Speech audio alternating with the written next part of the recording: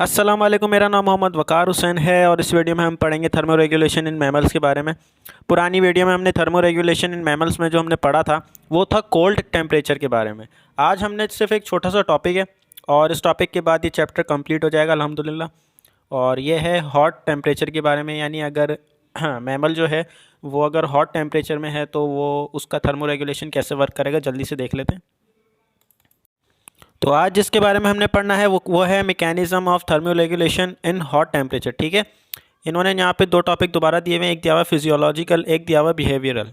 Behavioural के बारे में तो आपको अच्छे से पता होगा कि भाई जो इंसान के खुद के इख्तियार में हम बाद में देखते हैं। फिजियोलॉजिकल थोड़ा सा देख लेते हैं। तो पहला जो इन्होंने यहाँ पे बताया है वो ये है कि भाई लोअर द हेयर विच। ठीक है, यानी कि जो मैंने आपको पुरानी वीडियो में मैंने बहुत ही डिटेल में इसके बारे में बताया with the help of diagram से। तो इसमें बस अब हम कोशिश करेंगे कि रीडिंग करें और अगर ज़रूरत पड़ी तो फिर कोई और डायग्राम से हम इस्तेमाल करेंगे। फ़िलहाल इसमें ये बताया जा रहा है कि भाई देखो, पुरानी वीडियो में मैंने आपको बताया था कि रोंगटे खड़े हो जाते हैं, सर्दी लगती है इंसान को तो उसके जो स्किन पे जो बाल लगे हुए होते हैं वो खड़े हो जाते हैं, जिसकी वजह से इंसान की जो हीट है वो अंदर रह पाती है और हवा जो है वो डायरेक्ट पड़ नहीं पाती है। फ़िलहाल इंसान में तो क्या होता है, अगर बात की जाए मैमल्स की, जैसे कि आपको कैट की बात की जाए या फिर पपीज़ की बात की जाए, कुछ ऐसे जानवर होते हैं जिनकी स्किन पे बहुत ज़्यादा बाल होते हैं। तो उनको अगर गर्मी लगेगी तो उनके जो बाल हैं, जो स्किन के पे बाल लगे हुए हैं, वो बैठ जाएंगे। वो खड़े हुए थे पहले, रोंगटे खड़े हुए थे उनके, तो अब वो नहीं है, अब वो बैठ गए। क्यों? क्योंकि उन्हें गर्मी लग रही है। नीचे होंगे जितने बाल तो फिर हीट ज़्यादा से ज़्यादा बाहर निकल पाएगी। ठीक है, सेकंड जो इनकी बात कही गई वो ये है रिडक्शन इन सबक्यूटेनियस फैट। अब ये सबक्यूटेनियस फैट क्या है ये भी मैंने आपको पुरानी वीडियो में बताया। इस इंसान की स्किन के अंदर एक फ़ैट की शक्ल में एक फ़ैट होता है। वो करता क्या है कि भाई ये मतलब इंटरनली जो बॉडी के अंदर हीट है उसको सेव करवाने में उसकी मदद करता है और उसको बाहर नहीं निकलने देता है। और यही वो फ़ैट होता है जो कि यानी कि मैमल्स जो होते हैं वो अपने फूड के तरीके से भी इस्तेमाल करते हैं। जैसे मैंने आपको एक एग्जांपल दी थी भालू की, कि वो जब सर्दी होती है तो फिर वो बहुत ज़्यादा मोटे हुए होते हैं और वो जाके सो जाते हैं। पूरे सर्दी पूरे विंटर वो इनएक्टिव रहते हैं। फिर जब वो बाहर आते हैं तो उनकी बॉडी बहुत ज़्यादा लटक चुकी होती है, क्योंकि उनका सारा फैट जो है वो फूड की शक्ल में खर्च होता जाता है और उन्हें सर्दी से भी महफूज रखता है। ठीक है, तो इसका मतलब ये है सबक्यूटेनियस फैट के बारे में अगर आपको जानना है तो फिर आप मेरी पुरानी वीडियो देख सकते हैं पूरी।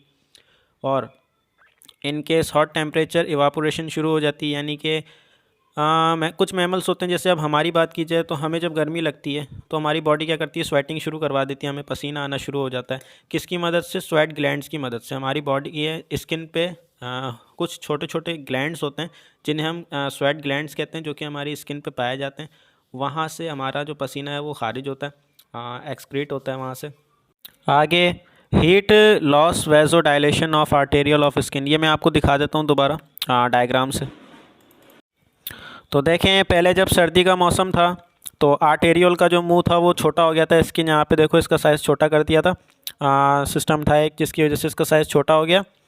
और जब गर्मी हुई, जब बॉडी के अंदर गर्मी लगना शुरू हो गई या फिर हॉट टेम्परेचर में बंदा चला गया तो उसकी जो आर्टेरियल का साइज़ है वो नॉर्मल हो गया। क्यों हो गया? ताकि भाई यहाँ से जल्दी जल्दी से वो ब्लड फ्लो और जल्दी से ज़्यादा से ज़्यादा गुजरे, जिसकी वजह से हीट जो है बॉडी में से बाहर निकले। अब वो किसी भी शक्ल में निकले, स्वेटिंग की शक्ल में निकले या फिर किसी और शक्ल में। ठीक है, ठीक है, देखो ऑफ स्किन। ठीक है, more blood flow toward the body surface, ताकि ब्लड की जो फ्लोइंग स्पीड है वो ज़्यादा से ज़्यादा हो जाए, ताकि ज़्यादा से ज़्यादा ब्लड फ्लो हो, जिसकी वजह से उसकी हीट जो है वो अंदर ना रह सके, उसकी हीट जो है बॉडी से बाहर निकल जाए। आगे, some mammals do not have sweat glands. ठीक है, यानी कि कुछ ऐसे मैमल्स होते हैं, कुछ ऐसे एनिमल्स होते हैं जिनके पास स्वेट ग्लैंड नहीं होते हैं, या फिर होते हैं तो बहुत ज़्यादा स्कैंटी होते हैं, यानी बहुत छोटे होते हैं इन स्किन। फॉर एग्जांपल, अब इनकी अगर मिसाल दी जाए तो आपकी, अब हम दोबारा मिसाल ले लेते हैं कैट्स की। तो कैट्स को जब गर्मी लगती है तो आपने कभी उनकी बॉडी पे ये नहीं देखा होगा कि उन्हें पसीना आया हुआ है, उन्हें स्वेटिंग स्टार्ट हुई हुई है, या फिर उनकी स्किन के जो ऊपर बाल होते हैं वो बहुत ज़्यादा गीले हुए हैं। ऐसा कुछ नहीं होता है। क्यों? अगर ये नहीं है तो उनके पास ऐसा कौन सा सेटअप है जिसकी वजह से वो अपनी हीट अगर ज़्यादा अंदर हो जाए तो उससे वो एक्सक्रीट करवा देते हैं। क्या तरीका है उनका? तो उनके पास जो है वो ये है कि वो पेंटिंग शुरू करवा देते हैं, परफॉर्म पेंटिंग। फॉर एग्जांपल, इस बात का क्या मतलब है? तो होता ही है, आपने कभी देखा होगा कि जो कुछ ऐसे एनिमल्स होते हैं जो भागते हैं, फॉर एग्जांपल यहाँ पे कैट की मिसाल ले लो, डॉग की मिसाल ले लो, उन्हें गर्मी लगती है तो वो हाँफते हैं। हाँफते हैं तो उसका मतलब क्या होता है कि वो मुंह खोलते हैं और मुंह से गर्म हवा बाहर निकालते हैं। आपने देखा होगा ज़बान उनकी बाहर निकली हुई होती है और वो हाँफ रहे होते हैं। तो इस वजह से करते हैं ताकि उनकी बॉडी के इंटरनली जो हीट है ना वो हाँफने के तरीके से हीट गर्म हवा बाहर निकल जाए। इसको बोलते हैं पेंटिंग। आई बात समझ? किन के पास नहीं होते हैं स्वेट ग्लैंड्स, तो आपने बस ये बोलना है कि पेंटिंग वाले जो भी एनिमल्स होते हैं जो जिनका परफॉर्म करते हैं वो पेंटिंग यानी कि हाँफते हैं, तो उनके पास जो है स्वेट ग्लैंड्स छोटे होते हैं या फिर होते ही नहीं। ठीक है। ये देखो हीट फ्रॉम द माउथ, ठीक है, यानी कि method of losing heat from the mouth यहाँ पे लिखा हुआ है, वही तरीका यानी कि मुंह खोला, हापा और उससे गर्मी को बाहर निकाल दिया। ठीक है।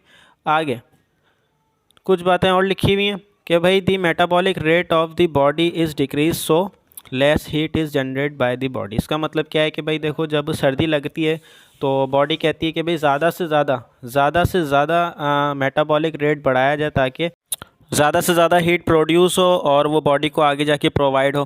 क्यों? ये किस सीज़न में होता है? जब बंदा विंटर सीज़न में होता है, फिर कोल्ड सीज़न में होता है। अब बात की जाएगा हॉट टेम्परेचर की, तो बॉडी कहती है कि भाई अब वैसे ही बहुत ज़्यादा गर्मी हो रही है तो मेटाबॉलिक रेट जो है उसको कम कर दो। क्यों कर दो? जैसे अंदर कोई चीज़ बन रही है, कोई चीज़ टूट रही है तो उससे हीट जनरेट होती है ना, तो मेटाबॉलिक रेट को करवा दिया जाता है कम। क्यों करवाया जाता है? ताकि हीट कम से कम ही जनरेट हो और बॉडी ज़्यादा से ज़्यादा गर्म ना हो सके। ठीक है, इसका मतलब ये है। और दूसरा टॉपिक जो है वो है बिहेवियरल मैकेनिज़म्स। यार अब इसके बारे में क्या बताना, ये तो आपको वैसे ही पता होगा। अब बंदा अगर गर्मी लग रही है तो वो नहा लेगा, शावर ले लेगा, किसी ऐसी जगह चला जाएगा जहाँ पे बहुत ज़्यादा मौसम ठीक है, नॉर्मल है, छाँव में जाके बैठ जाएगा, आइसक्रीम खा लेगा और भी बहुत सारी चीज़ें हैं, जैसे कि थिन क्लोथ्स पहन लेगा, हल्के कपड़े पहन लेगा जिससे उसे गर्मी नहीं लगेगी वगैरह वगैरह। ठीक है, आगे चलते हैं। आगे जो कुछ बातें यहाँ पे लिखी हुई ब्रेन के बारे में कि role of brain in temperature regulation. अब यानी कि जो रोल ऑफ ब्रेन का है, ब्रेन का रोल क्या है कि भाई वो कैसे इन सारी चीज़ों को कंट्रोल कर रहा है। जैसे आपको पता है कि भाई हमारी पूरी बॉडी जो है उसको कंट्रोल करने वाला जो सेंटर है या फिर उसको कंट्रोल करने वाला, उसको हुक्म देने वाला जो ऑर्गन है वो है ब्रेन। ब्रेन ही पूरी बॉडी को कंट्रोल करता है और वो ही थर्मो रेगुलेशन को भी कंट्रोल करता है। तो देख लेते क्या होता है। ब्रेन के अंदर एक हाइपोथैलेमस होता है, ठीक है, इसका काम, ये एक ब्रेन का पार्ट होता है। ठीक है, ये क्या करता है कि भाई थर्मो रेगुलेशन का जो है उसको सेंटर कहा जाता है। ठीक है, और इसको कॉमनली क्या बुलाया जाता है? इसको बुलाया जाता है थर्मोस्टेट ऑफ द बॉडी। ये तो हो गया नॉर्मल सा इसका इंट्रो। ठीक है, बस आपको ये याद रखना है इसका नाम। ठीक है, ये जो है ना हाइपोथैलेमस या फिर थर्मोस्टेट ऑफ द बॉडी, ठीक है, इसको ये कहा जाता है। ये आपको याद रखना है, ये हो सकता है कि MCQs में आ जाए।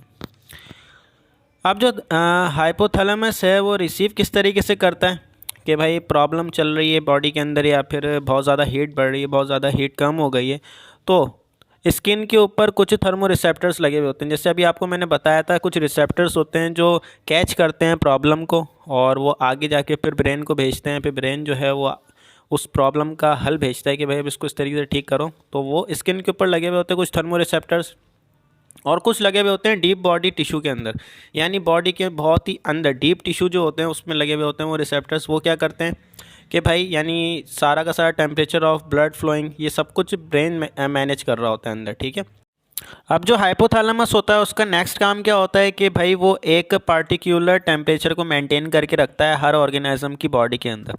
अब यहाँ पे हर ऑर्गेनिज्म की बात की जा रही है, तो चलो अब हम अपनी ही मिसाल लेते हैं, ह्यूमंस की मिसाल लेते हैं।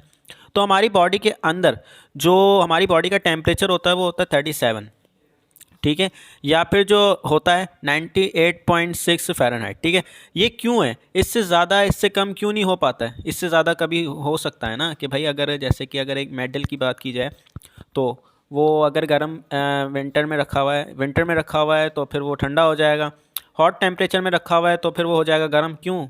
तो इस तरीके से जो बॉडी है वो एक मेंटेन करके रखती है अपना टेम्परेचर, और ये सारा काम करता है हाइपोथैलेमस जो कि ब्रेन का एक पार्ट है, और जो वो एक टेम्परेचर को मेंटेन करके रखता है, पार्टिकुलर टेम्परेचर को मेंटेन करके रखता है, उस टेम्परेचर को कहा जाता है सेट पॉइंट।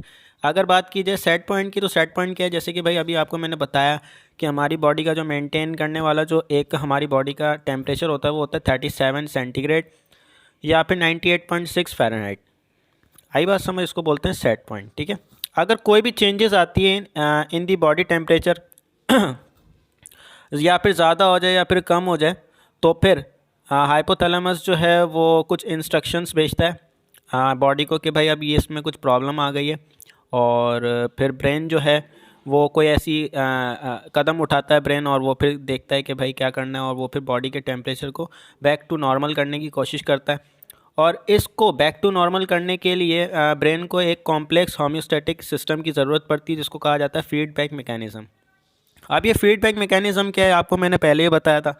फीडबैक मैकेनिज़्म का मतलब ये है कि भाई अगर आपने कोई भी ऐसी मीठी चीज़ खाई है, फॉर एग्ज़ाम्पल अगर आपने शुगर आज बहुत ज़्यादा खा ली है, तो ब्रेन क्या करेगा कि वो एक इंसुलिन को रिलीज़ करेगा पैनक्रियास में से, और बोलेगा भाई आज इसने बहुत ज़्यादा स्वीट खा ली है, बहुत ज़्यादा मीठा खा लिया है, तो जाके इसको नॉर्मल कर गया, ठीक है। तो इसको कहा जाता है फीडबैक सिस्टम। चीज़ बढ़ रही है, उसको नॉर्मल कंडीशन में लाना, इसको कहते हैं फीडबैक सिस्टम। और फीडबैक मैकेनिज़्म एक होता है जो कि सारा काम कर रहा होता है बॉडी के अंदर, और ब्रेन का एक पार्ट होता है ये, ठीक है। ब्रेन का एक बड़ा काम करता है ये तो देख लिया कि भाई ये जो भी अपन ने देखा अभी कि भाई होम्योस्टेसिस में जो एक उसका फंक्शन है थर्मो रेगुलेशन, वो है क्या, ब्रेन उसको कैसे कंट्रोल करता है, क्या काम होता है। अब यहाँ पे अपन अगर बात कर रहे हैं तो चलो हम फीवर को भी देख लेते हैं कि भाई अगर बॉडी के अंदर टेम्परेचर बढ़ता है, क्यों बढ़ता है और कैसे बढ़ता है। तो देखो यार, फीवर या फिर पायरेक्सिया, ठीक है, इन दोनों का मतलब होता है फीवर होना, ठीक है। अब ये जो होता है डिफाइन होता है बॉडी के टेम्परेचर से। अबव नॉर्मल सेट पॉइंट से अगर आगे चला जाती है बॉडी का टेम्परेचर, अगर 98.6 फ़ारेनहाइट है या फिर 37 सेंटीग्रेड है, अगर इनसे ज़्यादा बॉडी का टेम्परेचर हो जाता है तो सब कहते हैं कि भाई आपको फीवर हो गया, बुखार हो गया। अब फीवर होता क्यों है? देखो यार, फीवर जो है ना वो दो तरीके के होते हैं। एक होते हैं इन्फेक्शन वाले, कि भाई आपको इन्फेक्शन हुआ है इसकी वजह से आपको फीवर हो गया, और एक होता है नॉन इन्फेक्शन वाले, ठीक है। अगर आपको फीवर हुआ है वो भी इन्फेक्शन के साथ, ठीक है, जो आपको फीवर होने की वजह है वो है इन्फेक्शन, जैसे यहाँ पे लिखा हुआ है कि भाई दो तरीके से फीवर होते हैं, एक होता है इन्फेक्शन के साथ और एक होता है नॉन इन्फेक्शन के साथ। अगर इन्फेक्शन के साथ हुआ है तो फिर बॉडी क्या करेगी, देखो बॉडी के अंदर जो है वो माइक्रोफेज होते हैं जो कि बैक्टीरिया को खाते हैं, जिसकी वजह से अगर आपकी बॉडी के अंदर इन्फेक्शन हुआ है, बैक्टीरिया आया, उसने अगर कोई ऐसा काम किया है, पैथोजेनिक माइक्रोस्कोपिक ऑर्गेनिज्म जो होते हैं उन्हें खाने वाली जो चीज़ है वो उन्हें कहा जाता है माइक्रोफेज।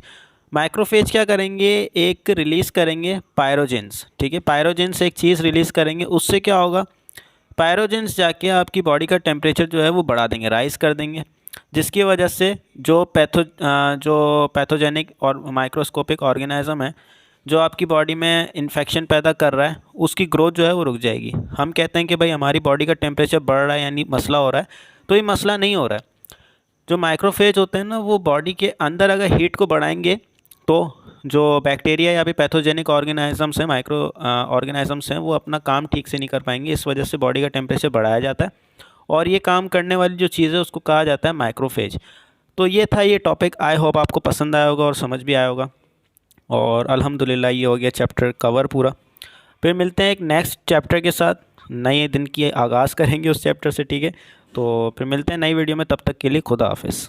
और हाँ, अभी तक अगर सब्सक्राइब नहीं किया है तो सब्सक्राइब भी कर लो, क्योंकि आने वाली वीडियो जो है वो मैं जल्दी ही अपलोड करूँगा इंशाल्लाह, ठीक है। और आगे शेयर कर देना। तो मिलते हैं नई वीडियो में, तब तक के लिए खुदा हाफिज़।